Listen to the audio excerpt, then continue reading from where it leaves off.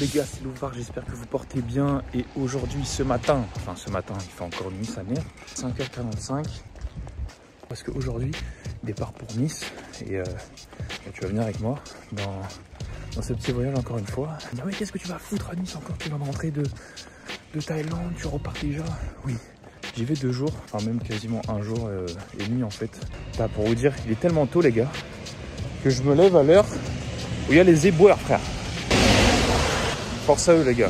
Franchement ce taf, en plus là à Bordeaux avec la pluie et tout, laisse tomber mon gars, comment ça doit être relou des fois. Aujourd'hui j'ai un sac à dos et un sac entier rempli de compléments. J'ai dû payer un supplément bagage, bref, ce n'est pas dans mon habitude. Je suis parti 3 semaines en Thaïlande, je n'ai même pas pris de bagages supplémentaires, mais là je suis obligé.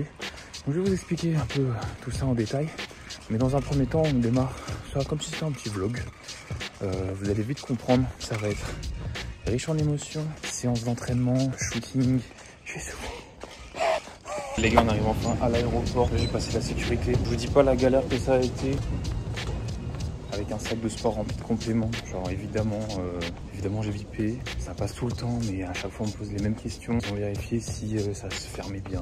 Heureusement que je suis parti en avance. Parce que putain sinon j'ai mis quasiment une demi-heure à passer la sécurité. Heureusement que je m'y prends comme un vieux daron à venir limite 5 heures avant.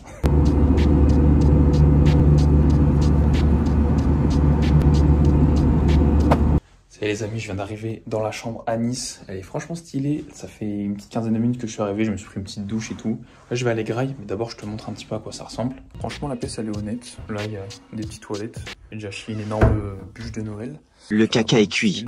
La table, le lit. Ça, ouais, je vais mettre là. On va sécher comme ça. Le lit est vachement confort, ça fait plaisir. Et ensuite, on a la salle de bain. Maman, elle est stylée. Hop, d'ailleurs, j'éteins. Gaspille pas l'électricité, les amis, c'est pas Versailles ici. La télé, mais ça, on s'en branle. Un petit café, j'ai fait couler un truc, là, ils ont des machines à café. Et je vais devoir rebrousser chemin, repasser un petit peu vers l'aéroport. Parce que c'est vers là qu'il y a des trucs à manger et tout. Là où je suis, il n'y a absolument rien. Alors, c'est pas grave. Donc, un repas, voilà. Et ça va être le pré-workout. Et ensuite, je vais aller m'entraîner. Mais la séance sera détaillée. Et puis surtout, je vais bien vous expliquer certaines choses par rapport à ce nouveau sponsor. Il y a un point positif et un point négatif d'être à côté de l'aéroport. C'est que là, j'ai l'impression de longer une autoroute, que j'ai envie d'aller me chercher à Graille. Parce que le point positif, c'est qu'en soit en à peine 10 minutes à pied, je suis arrivé à l'aéroport. Mais le point négatif, c'est que c'est vraiment pas adapté aux piétons. Je me retrouve à faire du hors-piste.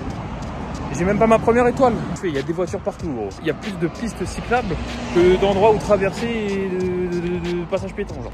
On va manger. Vidéo, je ne sais pas trop où on en est dans la vidéo. Si ce n'est que là, maintenant, on est à On Air à Nice. J'ai envie de te montrer comment bien s'entraîner. On va aborder les thèmes les plus importants, d'accord? Et l'exemple en question de cette séance, ce sera les jambes. Et ça va être très simple en fait. Je vais te dire comment faire pour que chaque entraînement que tu feras soit une masterclass et te permette de progresser en force, en masse musculaire, à peu près partout en fin de compte. Aujourd'hui, ça va être l'exemple des jambes. Donc, je vais te montrer pour moi une séance parfaite jambes. Je mets de côté mes points faibles type bodybuilding que j'ai, les ischio-jambiers que j'essaie d'isoler sur une séance et les quads aussi. Tu vois, généralement je fais à 2 séances jambes par semaine, mais au final, là je vais te montrer une séance jambes dans son entièreté. Il y a pas mal de place, ça a l'air vachement cool comme ça, je suis assez content. Donc je vais pouvoir poser mon petit trépied, là je vais aller acheter un trépied à 40 € chez Boulanger, frère, je l'utilise même pas. Et je suis con ou quoi? Je t'ai posé sur mon casque. T'es sur mon casque plein de miasmes alors que je viens d'acheter un trépied 45 €. C'est ça la vie de youtubeur. Voilà. On va passer directement au premier exercice et au fur et à mesure, je vais t'expliquer un petit peu sur quoi il faut mettre l'accent, ok? C'est parti, let's go, abonnez-vous. Bon les gars, déjà pour commencer votre séance, n'oubliez jamais qu'il faut s'échauffer impérativement. Ça peut être soit avec une petite routine au poids de corps, ça je l'ai fait très souvent, avec un élastique selon le groupe musculaire que vous voulez travailler. En fait, ce qu'il faut que vous fassiez, c'est préchauffer l'articulation qui va être le plus sollicitée. Il a droit, pour mon exemple, ça va être les jambes. Donc il faut que je sollicite l'articulation du genou et des hanches en partie. Donc qu'est-ce que je fais? Une petite routine un petit peu pour faire bouger mes hanches, des mouvements circulaires, je l'ai fait. Vous avez tous déjà vu ça en cours de PS. Une fois que c'est fait, je me mets directement au leg extension. Et là, je vais commencer sur des séries environ 10-15 répétitions tranquilles. Le but, c'est de sentir l'articulation en question s'activer, se lubrifier tranquillement. N'ayez pas peur de charger même pendant vos phases, on va dire, d'échauffement. Parce que une articulation.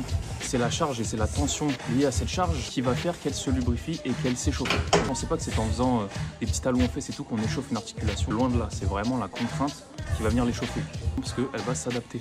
Pour le leg day, 2 équipes. Moi perso, j'aime bien focus sur les quads. Ce que je fais, c'est d'abord un premier exercice échauffement et en plus pré-fatigue entre guillemets. Ça peut être intéressant pour vous aussi, quel que soit votre objectif, de commencer à bombarder sur un exercice dit d'isolation. C'est-à-dire que là, je vais travailler mes quadris, mais je vais pas solliciter d'autres muscles, ou très peu, tu vois. Parce que la flexion de hanche ne sera pas là, enfin voilà, je suis assis et je tends les jambes, tu vois. Ça c'est intéressant parce qu'au moins après je peux plus les travailler sur des mouvements peut-être polyarticulaires. Aujourd'hui, ce sera un belt squat qui m'attend là par la suite. Cependant, vous pouvez aussi bosser les ischios directement en premier exercice, que ce soit un leg curl couché ou assis. Ça peut être super intéressant parce que après sur vos mouvements type presse ou même squat, même hack squat, etc., vous en avez besoin et vous allez avoir une meilleure stabilité. Donc ce que je peux vous conseiller si vous débutez, vous voulez un truc carré, c'est de faire 2 petites séries de chauffe au leg extension, 2 petites séries de chauffe au leg curl et ensuite entamer sur un gros exo polyarticulaire. Les gars, j'en profite. Cash. À chaque fois les honneurs, c'est trop cool mes frères, la musique elle est tellement forte que je vais me faire strike la vidéo. N'hésitez pas à liker et lâcher un com, ça fait toujours plaisir. Après à l'échec comme ce que vous avez pu voir. Très important même pendant le premier exercice d'aller quasiment à l'échec. Voilà, on dit des fois ça sert à rien et tout, vaut mieux engorger un peu, etc. Non, c'est contre-productif. Vaut mieux aller quasiment à l'échec, premier échec, sans se cramer nerveusement dès le début. Comme ça, t'as de l'énergie, autant en profiter, tu vois. Là, je vais passer sur le gros exercice du belt squat aujourd'hui. Donc toi, ça peut être sur cette séance-là, je sais pas, du hack squat, du squat à la barre, squat à la Smith. C'est toi qui vois. Qu'est-ce qu'il faut faire quand c'est la tension mécanique de ton muscle qui va te faire prendre en volume sur cette partie-là. Tu vas solliciter ton nerveux aussi, donc tu vas gagner en force par rapport aux fourchettes de répétition sur lesquelles tu travailles. Par exemple, je vais chercher du 7 à 9 répétitions. En soi, on pourrait se dire, waouh, c'est pas beaucoup. Des fois même 6 et des fois même 5. Quand je mets trop lourd et que je suis pas assez en forme et que j'assume pas, je m'arrête à 5 et c'est ça qui me permet quand même d'avoir des grosses cuisses. C'est la tension mécanique sur ton muscle qui va vraiment optimiser la partie de muscle. Là, on va partir sur 3 séries. Je vais faire entre 7 et 9 reps. C'est le schéma que j'aime le plus et vous allez voir, la descente est contrôlée mais je perds pas de l'énergie dessus, c'est juste pour garder une bonne technique toujours et ensuite la montée elle est agressive. Donc à quoi ça ressemble, c'est parti. Je pense avoir trouvé ma charge de travail. Là il y a 4 plaques de 25 et une de 15. Je sais pas trop ce que ça veut dire sur le belt squat. Par contre je ressens moins bien que sur un hack squat parce que moi je suis un grand fan du hack squat, un peu comme Tom Platz. Là j'aime bien mais c'est pas non plus un pur kiff. En fait ce que j'aime pas sur le belt, c'est que ça tire au niveau des hanches et ça frotte au niveau de l'os iliaque, de la crête iliaque, ça frotte à chaque fois. Ça me fait limite des pincants, tu vois, et après j'ai des bleus. Et après on croit que je suis une femme battue. Comment faire pour repérer sa charge de travail? En déraquant. Si je me dis, oula, là si j'essaie d'en faire une dizaine, c'est mort, ça passe pas. Genre vraiment c'est mort.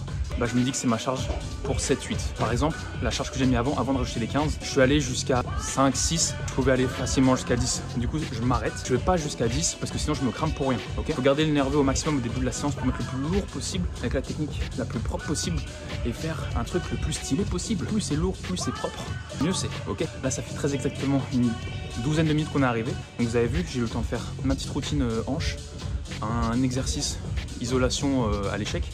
Et ensuite, bah, là j'enchaîne sur ma première série de travail. Comme le hack squat est terrifiant. Par contre, j'ai vérifié en fait les 2 premières plaques, c'est des plaques de 20, pas de 25. Vous voyez, la différence elle est minime entre elle et elle. Et ça c'est 20 et ça c'est 25. Donc au final, ça se rapproche un peu plus de ce que je mets au hack, mais pas du tout le même ressenti.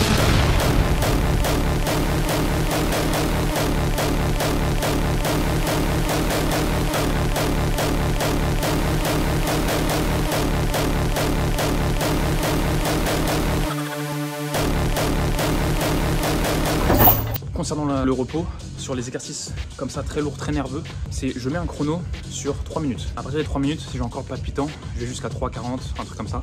Je vais pas au-delà de 4 minutes, 5 minutes n'en parlons pas, sinon j'aurais ramené ma chaise comme les power là. Vaut mieux que tu aies trop de récup que pas assez pour être effectif sur ta série, d'accord? Bien sûr après, si tu tapes 10 reps alors que c'était censé être ton poids pour 8, c'est que t'as rien compris, c'est que t'as pas assez chargé sur la première par exemple. Okay. Les gars, le plus important, ça va être vraiment la tension mécanique que vous apportez à votre muscle. Donc peu importe quel muscle ce sera, si tu as une tension mécanique exercée sur celui-ci, il va s'adapter généralement et grossir.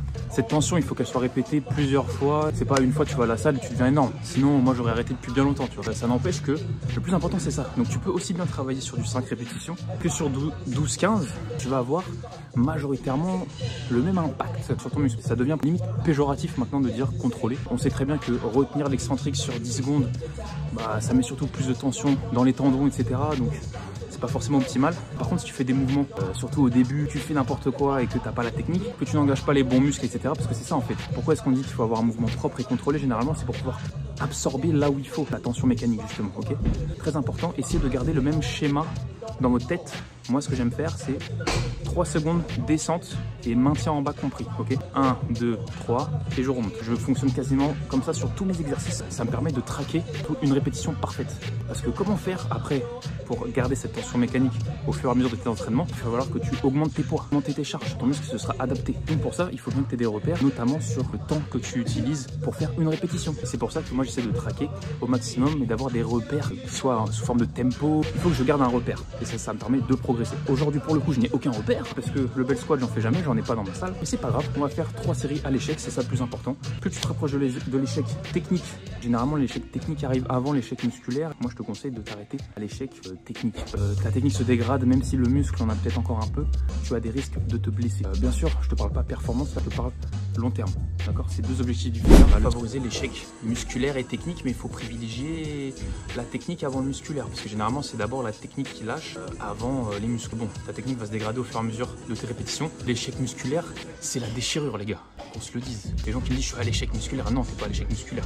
L'échec musculaire, c'est quand t'as tellement de tension que ton muscle, il explose en fait. Tu vois, c'est ça l'échec musculaire, c'est mon avis. D'abord l'échec technique, les gars, ok? Quand la technique se dégrade, on fait attention. Puis tu vas avoir du temps à t'adapter, à choisir tes charges de travail. Mais normalement, tu fais une série, pas deux, au même poids.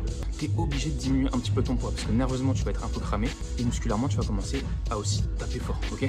Donc logiquement, ton poids devrait diminuer au fur et à mesure de tes séries. Le prochain exercice, là, je vais me positionner sur la presse parce que je t'ai parlé quoi? De la tension mécanique, exercice sur le muscle. Ensuite, je t'ai parlé des temps de récupération et de la fourchette de répétition à faire.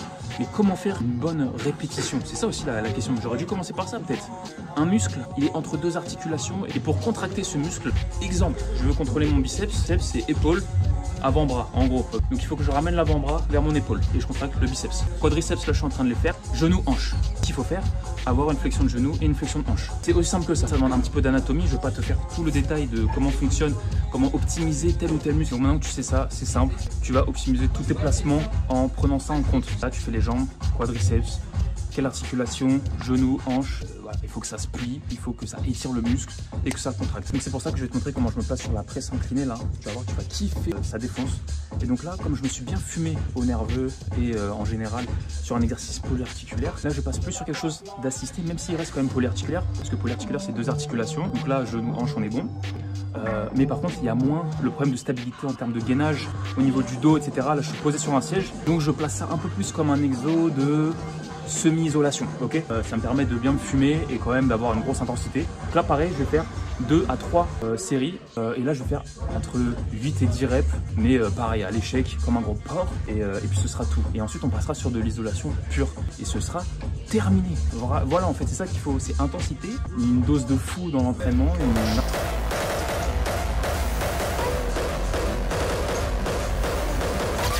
Une intensité de fou, il n'y a pas de junk volume. Junk volume, c'est faire 5-6 séries et tout, bombarder, etc. À moins qu'il y ait vraiment le besoin d'apprendre encore le mouvement. Là, tu peux augmenter, tu peux prendre plus de temps pour monter sur tes charges, etc. Bien sûr, quand je parle de séries effectives, mais à part les séries d'échauffement, là, j'en ai fait une avant de le filmer. Tranquillement, je monte, je connais mes charges, je sais à quoi m'attendre, ok? Mais sinon, ne perdez pas votre temps. Vos muscles s'adaptent très bien, tu t'échauffes correctement. Et encore une fois, une articulation, si tu veux qu'elle soit échauffée, il faut charger. Donc, n'aie pas peur de charger, d'aller au charbon. Putain, on est là pour s'entraîner. Pour ta séance jambes parfaite, il faut que tu travailles aussi les ischios. Si tu as un leg day par semaine, forcément. Donc comme je te disais tout à l'heure, ajuster par rapport à la presse avec un Romanian deadlift, déjà tu auras bien fumé tes ischios. Là, il y a un leg curl unilatéral dans cette salle. Pareil, encore une fois, à l'échec, isolation ou pas isolation, en tous les cas, chaque mouvement, tu dois aller proche de l'échec si tu veux que ce soit efficient. Ça veut, encore une fois, pas dire jusqu'à la blessure. Je perds mes mots tellement que je suis fatigué. Bref, on va à l'échec. Ah oui, quand vous travaillez en unilatéral, ça je le dis aussi beaucoup de fois, c'est toujours important de le rappeler, prenez votre temps de récupération entre vos deux côtés. Sinon, vous allez bourriner à droite, ensuite vous allez passer sur le côté gauche, d'être moins efficace forcément parce que vous aurez accumulé un peu de fatigue.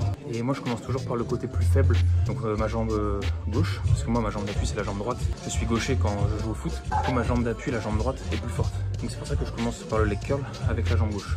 Voilà, je fais 2 séries à l'échec, 9, 11 reps, un truc comme ça. Voilà. Et puis si c'est 8, c'est pas grave dans tous les cas. On va à l'échec. Et gros, je répète la même chose, gros. Comment? En fait, la muscu, c'est simple, les gars. Arrêtez de vous prendre la tête. Allez à l'échec avec une bonne tension mécanique sur votre muscle et vous allez être musclé. Vous augmentez vos poids au fur et à mesure des séances. Si toi, tu fais un seul leg day par semaine, je te conseille d'enlever par exemple la presse et de mettre du, je sais pas moi, du soulevé de terre jambe tendue à la place. Tu fais un gros exo quad, un gros exo ischio et ensuite tu fais les extensions, un leg curl. C'était pour te donner aussi une séance type si tu fais un seul leg day par semaine. Voilà, parce que moi j'adore faire le focus sur les quads, je t'en ai déjà parlé plein de fois dans les vidéos. D'ailleurs, si tu regardes toutes les vidéos mais qu'à chaque fois tu t'abonnes pas, qu'est-ce que tu attends pour cette nouvelle année? Abonne-toi, ça fait toujours plaisir. Merci, cette année j'ai pour objectif d'aller chercher les 100K. Je sais que c'est loin, c'est énorme, tu vois, mais je me dis, waouh, les 100K, tu vois, c'est l'objectif, c'est le château dans Berserk, le château que Griffith regarde là, comme ça. Aide-moi à y aller et fais partie de l'aventure avec moi, ça me ferait trop plaisir.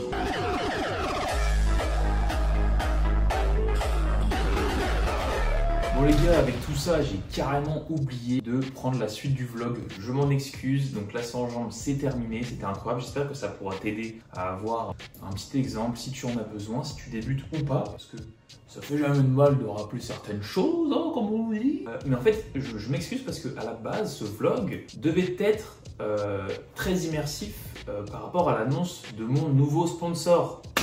Oui, tu l'auras deviné, je suis bien entouré actuellement, comme tu peux voir. J'ai fait une mise en scène. Ouh là là, le réact. Mais que font-ils tous là, ces compléments? Je ne sais pas pourquoi ils sont tous disposés sur ma table. Sans rire les gars, à la base c'était un vlog que je voulais faire à Nice parce que j'avais un shooting pour annoncer mon nouveau partenariat avec Tsunami Nutrition. Banks. I look around, this is life and everything I see is not for me. I am not like everybody else. I don't want to be like everybody else.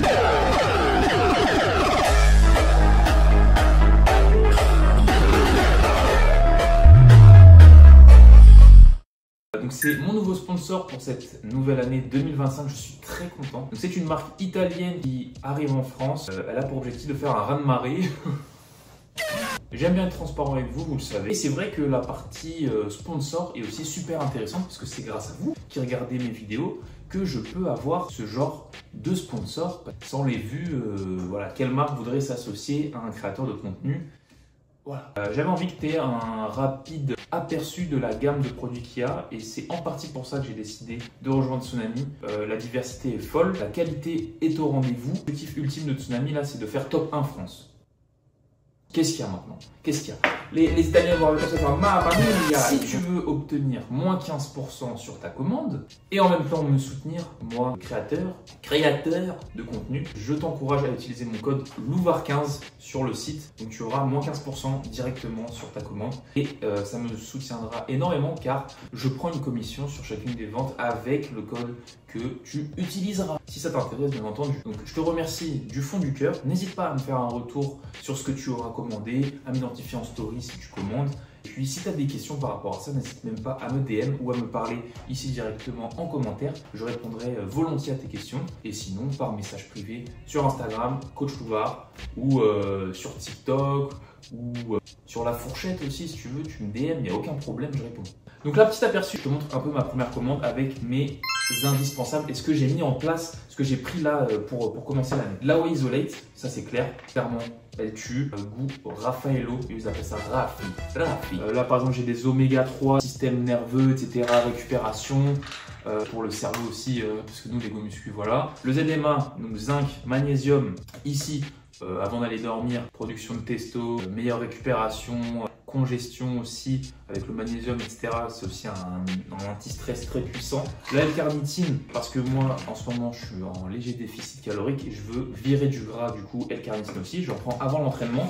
Le Vitamin Strong Pure, pour le coup, je l'ai en routine là depuis fin décembre, début janvier. Incroyable, des pastilles de couleurs différentes. J'en prends 2 de chaque et dedans, en fait, c'est des vitamines et des antioxydants. Donc, tu as tout là-dedans. Genre, vraiment, je prends 4 gélules le matin et c'est ciao.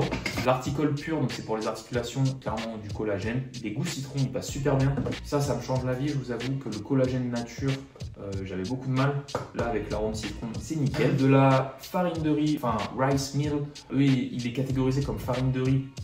Il y a déjà une pré-cuisson, donc c'est quasiment comme de la crème de riz. Vous pouvez la consommer comme telle. Ça, j'en prends assez régulièrement aussi. Vous pouvez voir, le sac il est déjà défoncé. Que ce soit en post-training pour avoir un apport en glucides rapide avec de la whey et tout, c'est parfait. Ou en petit-déj, si vous n'aimez pas les flocons d'avoine. Enfin bref. En plus, c'est un goût de fou.